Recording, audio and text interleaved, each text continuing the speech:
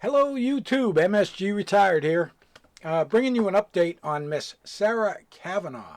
That's right, our phony Marine from Rhode Island. I've been following this case. She's already pled guilty. She was due sentencing on the 10th of November, which has been postponed into December now. Not sure what the circumstances on the postponement were, but I've been following along with the courts in Rhode Island just to see where we're at and to see what type of sentence she actually gets. I want to direct your attention to EG News.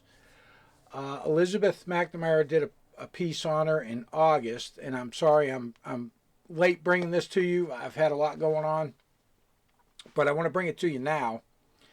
And let's take a look at this article. So here she is in her VFW commander's hat. How she ever became a commander of a VFW with a fake military career, now that has yet to be figured out. But let's take a quick peek-see here. And this is kind of a recap. I'm going to skip the very first portion, but she did bilk $250,000 worth of veteran-related charities during this time period. And she pled guilty to these charges. She was working as a social worker for the VA. According to court records started in 2015, Cavanaugh used her position as a licensed social worker at the Rhode Island Department of Veterans Affairs to gain access to documents, personal information, and medical records of a Navy veteran who had cancer and a Marine veteran. She used those documents to create documents showing she was a Marine veteran with cancer. Then went on to use that story with 10 veteran supporting nonprofits and 2 government employee benefits programs to gain at least $250,000. Well, she pled guilty to that. She was portraying herself as a wounded veteran, recipient of a Purple Heart and a Bronze Star, replicas of which she bought and wore on a Marine uniform. Yeah, just she's a real piece of work. And when she was first indicted this past March, she was ordered by the court to seek active employment, and there were no restrictions based on that employment. There were places she could have worked, but instead she went to work for, let's see, a Providence-based therapeutic service practice. And while working as a therapist, she had a client that sought her out and had a session with her, and she was thinking that, Cavanaugh seemed to be a good fit. And when she did a little bit of research, she found out what a phony Cavanaugh was. And she was pretty upset about that. She was seeking therapy because she had been a victim of some type of fraud.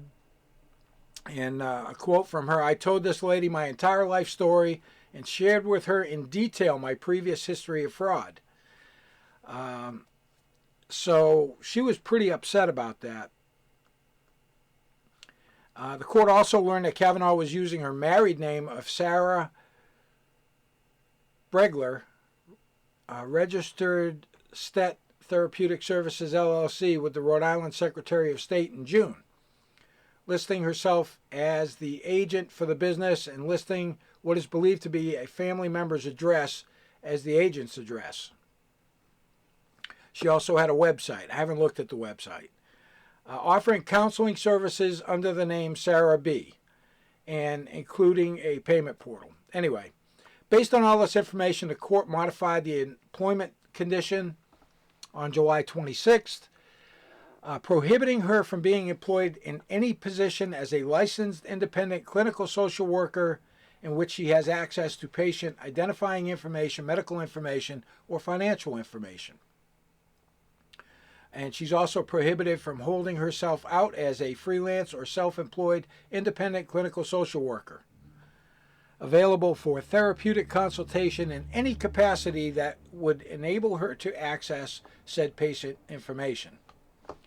And then they took further action on July 31st, prohibiting Cavanaugh from seeking employment as a social worker in any capacity outside of the state of Rhode Island.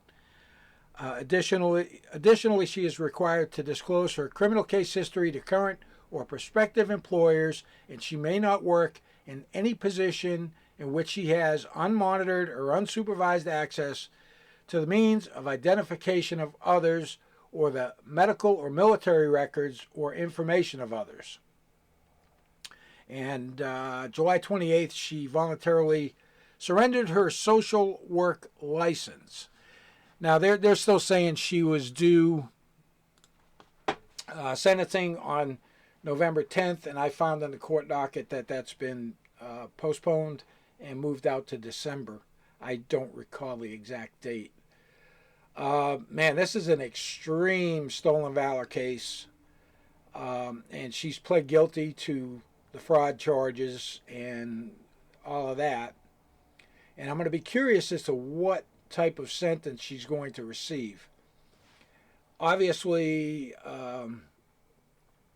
and I don't know what it is about these people that commit stolen valor. They've got a very narcissistic personality.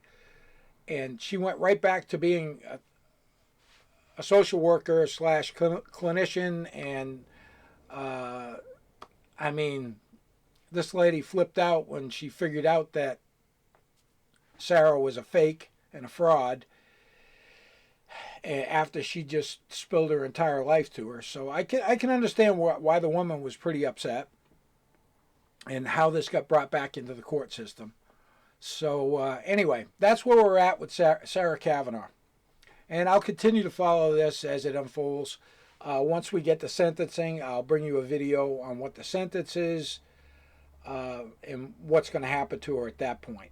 So, with that being said, hey, if you like the content, make sure you hit the like button, subscribe to the channel, hit the bell for notifications. I really appreciate your support. Don't forget, I've got the 388 Racing channel as well. I could really use your help over there. I don't care if you watch the videos, but jump over there and go ahead and subscribe. It'll help me out, and that way I can separate my two channels, my motorcycle craziness versus my stolen valor stuff. And, you'll help me out in the process of doing that. So with that, as always, make sure you have yourself a great day, and we'll be back.